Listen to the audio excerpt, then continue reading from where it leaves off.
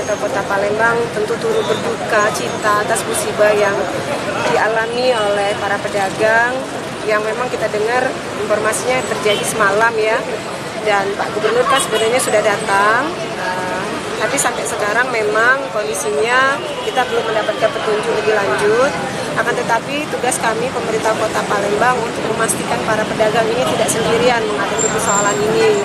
Jadi langkah yang sudah kami ambil adalah kami sudah mencatat pedagang-pedagang yang tertimpa musibah. Lebih kurang ada sekitar 40 pedagang yang aktif di Pasar Cinde ini, yang kami sudah sarankan selama proses ini nanti berjalan, selama penyelidikan ini masih dalam berlangsung, nanti para pedagang bisa menempati pasar-pasar yang lain yang kita sudah siapkan.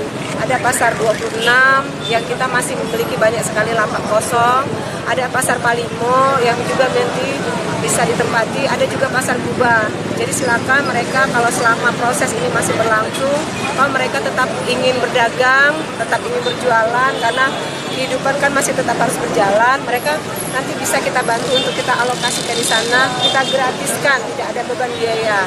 Nanti kalau selama proses itu sudah berjalan, sudah selesai, pasar ini sudah dibangun kembali, para pedagang sudah aman, bisa berjualan, mereka boleh kembali lagi.